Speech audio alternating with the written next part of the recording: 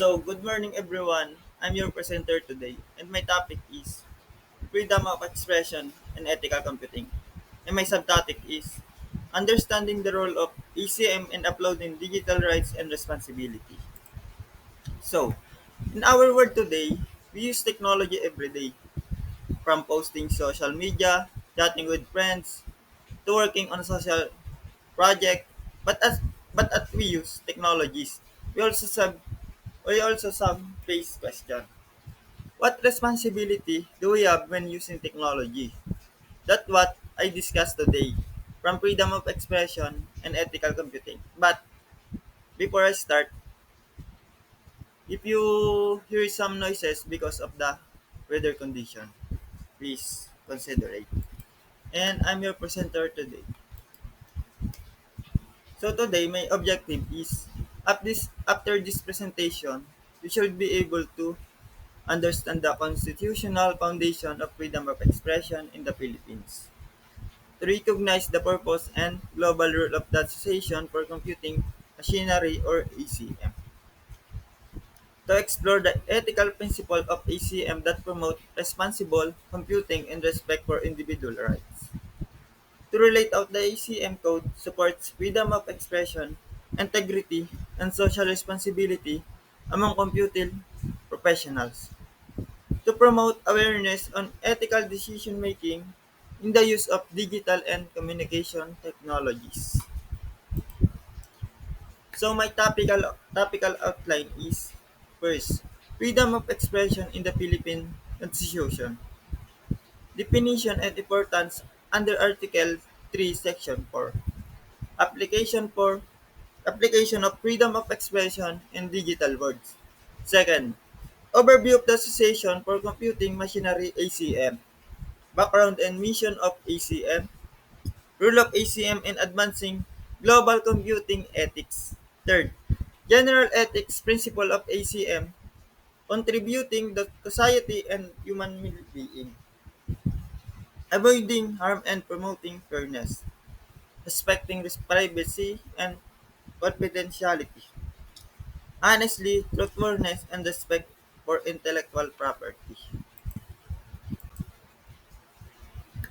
Fourth, professional responsibility of computing professionals, like maintaining high standards of competence and integrity, adhering to rules and promoting professional growth, evaluating risk and responsible secure system, and fifth, leadership and compliance in ACM, role of leaders and promoting ethical practices, ensuring accountability and transparency. Last, upholding the ACM code as a foundation for responsible computing. So, next. Freedom of expression in the Philippines Constitution. 1. Definition and importance under Article 3, Section 4. Freedom of expression is the right of every individual to express opinions and idea without fear of government, censorship, or punishment. According to Article 3, Section 4 of the Philippines 1987 Philippine Constitution, no law shall be passed abridging the freedom of speech of expression or of the press to division and ensure that citizens can freely voice their thoughts, belief, and criticism, which is essential in maintaining democracy and transparency in government. So, this right is vital in democracy society because it allows individual and group to question authority, like share new idea and push for change without fear or retaliation. When people are free to speak and express their belief, government action more become transparent and leaders become more accountability to public. However, this freedom also comes with responsibility. Citizens must ensure that their expressions are truthful, respectful, and do not harm others, like exercising freedom of expression ethically help maintain peace, like respect and the constructive exchange of idea that strengthen democracy. So, second, application of freedom of expression in digital world. In today's digital age, freedom of expression extends beyond traditional media to include social networks like blog and online platforms. Computing professional and under alike must exercise this right responsible by avoiding misinformation, respecting privacy, and promoting constructive dialogue. Digital freedom also implies ethical issue of technology and protecting against online harassment or censorship. And in today's world, expressing ourselves isn't limited to newspaper, TV, or radio anymore. Like social media, blogs, and other online platforms, have made it possible for anyone to share new idea, opinion, and story instantly with people around the globe. This digital freedom is powerful because it allows voices to be heard, encourage decision, and even helps social changes. But with great power comes great responsibility. Just because we can say something online doesn't mean we should spread misinformation, invade some privacy, or post some harmful content. Being responsible means thinking about our words might affect others. Being respectful and contributing to meaningful conversation rather than online arguments. Freedom of expression in digital world also include protecting ourselves and other from harassment, hate speech, and unfair censorship. When used thoughtful, technology becomes a tool for communication, learning, and process, helping everyone to participate in the conversation and safely respectful. So, let's proceed to overview of the Association for Computing Machinery (ACM). First, background and mission of ACM. The ACM is basically the biggest organization in the world for people who work with computers. It connects teachers, researchers, and professionals who are computing IT. Its main goal is to help computing grow as both a science and career, while making sure people in field stays knowledgeable and ethical. So it's not just about coding or making tech.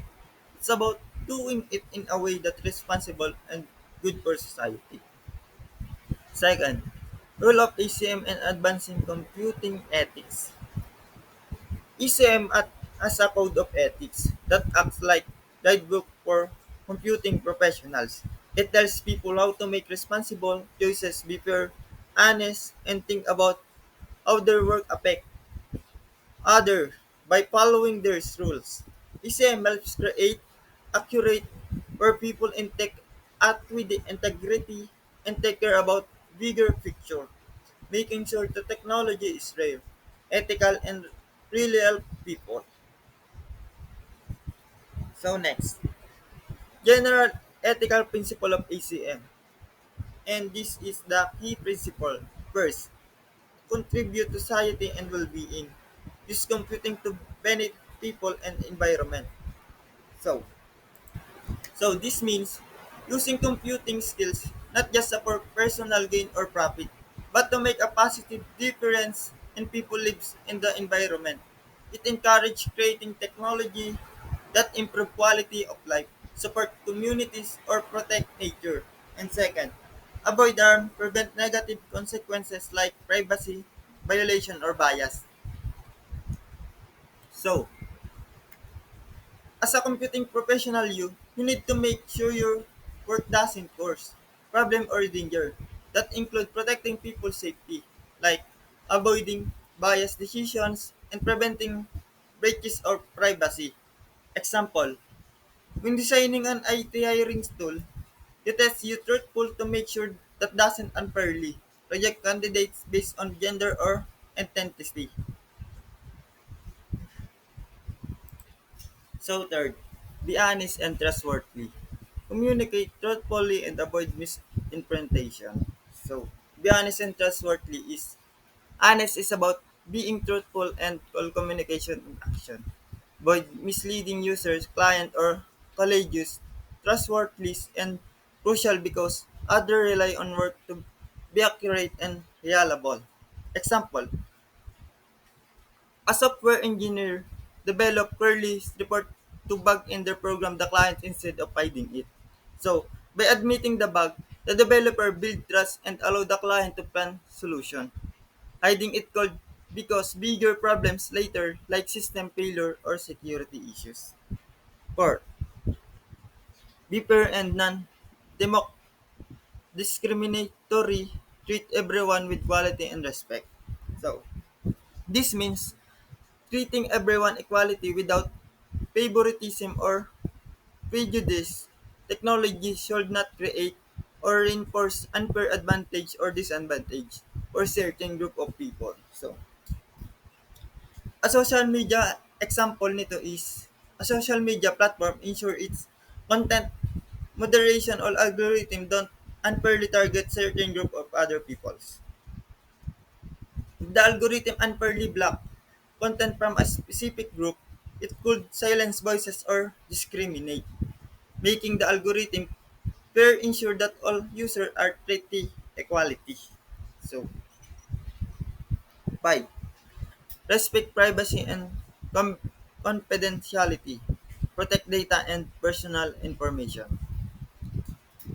Protecting personal information is essential. Users trust you work with their data, and it's your responsibility to ensure it's safe from unauthorized access or misuse. Example, IELTS application encrypt all user records to sensitive information like medical history is safe from hackers. So, encryption keep data unreliable to anyone who shouldn't see it. This is protect user private information, which is crucial for trust and safety, especially for sensitive like data health records. So next, let's proceed to professional responsibilities of computing professional. This include three principles. First, maintain high standard of competence and equality. Second, follow loose rules and organizational policies. Third, provide objective evaluation and access possible risks. Fourth, ensure security, transparency, and data protection in all systems. Lastly, work only within area and of expertise and seek purview when needed. So, first, maintain high standard of competence and equality. This means constantly striving for excellence in your work.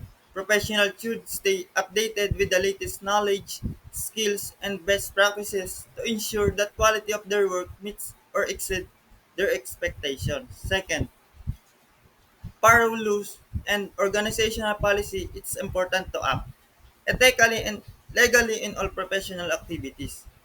Adhering to recognized and company policies ensure accountability, fairness, and integrity in the workplace. Third, provide objective evaluation and assess possible risks. Decision and assessment should be based on evidence and fact, not personal bias or external pressure. Identifying and evaluating potential risks help in preventing people and ensuring the reliable outcome.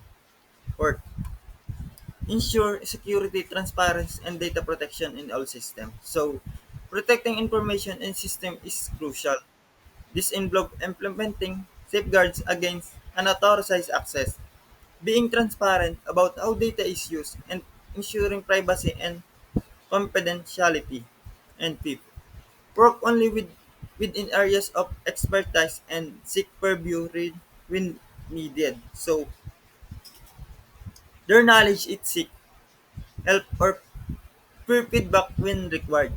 Collaboration and review by peers help maintain accuracy, creativity, and continuous improvement. So this is some key principle. First, competence, continuous update skill and follow practices. So as a as a computing professionals, it is important to always improve our skills. It keep up with the new technology, the tech world change fast, so we need to stay update with the latest tools and best practices. For example, Maria, a software engineer, takes online courses on cybersecurity to make sure that how to protect data properly. By doing this, she can do her job better and make sure her work meets professional standard. So next, integrity, avoiding plagiarism, data theft, and unauthorized access. So integrity means being honest and doing the right thing even when no one is watching. Means in the computing field, this means avoiding things like plagiarism, stealing data, or using other people code without permission. When, like example, when Maria coworkers suggest using another company code, she refuses because she knows it's unethical. This show that she respect others' work and value honestly in their professions. So third, objectivity. Present fact clearly when evaluating system. Being objective means making decisions based on fact, not personal feelings or pressure from others. For instance, example, when Maria finds a problem in the system, she testing, she reports, and her team, even though it might delay the project. So she does this because she knows it's a better be truthful than to hide mistakes. Objective helps makes sure that the final project is accurate and trustworthy. So lastly, ay not transparency. Transparency is about being open and honest with others, especially in users. When example, Maria finds a security issues. She immediately tells her manager to client about and instead of keeping secret. Like example, by explaining the risk of clearly, she helps everyone understand the situation and make better decision. This kind of honesty build trust and show professionalism. So last, security is the most important part of being a computing professional. It means protecting systems and data from hackers, data loss, or any kind of unauthorized access. In, like example, in Maria case, she makes sure that to add features like strong password encryption and two-factor authentication, encryption, and to keep patient data safe. By doing this, helps protect data, user privacy, and keep their information secure. So in summary, computing professional must show competence, integrity, and objectivity, transparent and security in their work. This means always improve their skills, being honest, make their fair decisions, communicating openly, and protecting data. For example, Maria is a software engineer. Apply these values by learning new cybersecurity skills, reporting problem truthfully, being transparent with clients, and keeping patient information safe. So next, leadership and compliance in ACM. First, ethical leadership. Ethical leadership means leading with honesty, fairness, and responsibility. In computing, leadership should not just focus on getting results but also on doing what's right while achieving them. So, a good leader set an example by being thoughtful and fair and consistent in their action. They make sure their decisions don't harm others and always think about what they're best for public. The second, accountability and transparency. Being accountability means taking responsibility for your action, while transparency means being open and honest about what you do and what you do why. Leaders should encourage their team to talk about ethical issue and do not afraid to ask question when something feels wrong. If a mistake or ethical problems happen, they should do it with right away instead by hiding it. So third, upholding the code. ECM members must follow and promoting the code. Violation go against ECM membership principles. Upholding the ECM code of ethics means following and the promoting the ethical standards that guides all computing professionals. Members are expected to act with honesty and respect and fairness and to encourage others to do the same. This isn't just about following rules, it's about living by the values to protect people and make people safely and fair. Like for example, a professional who refuses to misissue data or copy or someone else working showing respect for the ACM code. Breaking the code doesn't just affect one person. It can damage the reputation of the whole profe- profession. By upholding the code, members show that they care about doing the right thing and using technology to help, not harm or others. So, this is the case study, ethical dilemma in computing. Scenario: a social media company develop an algorithm that boosts engagement but also spread harmful misinformation. Ethical issue: balancing profit goals versus public safety. ACM principle apply, contribute to society and human being. While the solution is modify the algorithm to prioritize verify content and transparent even if it reduces short-term profits. So this case show that ethical dilemma is in technology often involve trade-offs between business goals and social responsibility. By following ACM principles help guide decision making in a way what to protect people and society. Even when it's not the easiest or most profitable choices. So the connection of freedom of expression and ECM ethics. Both protect the public right to truthful and fair and responsible for communication. Ethical computing ensuring the technology does not silence or manipulate users. Third, by following ECM ethics, computing professionals safeguard freedom while preventing abuse or digital platform. So, freedom of expression on ACM ethics are closely like because both aim to protect the public right to truthful, fairness, and responsible communication. Ethical computing makes sure that technology is not used to silence but manipulate or mislead their users while standing allowing the people share their idea or opinion. By following the ACM Code of Ethics, computing professionals can be balanced by freedom and responsibility, ensuring that balance of ensuring that digital platforms support open dialogue without allowing harmful content to spread unchecked. Example: developers combat misinformation while ensuring the diverse voices remain and heard online. So, developers working on social media platform can create systems that combat misinformation while still giving diverse voices a chance to be heard.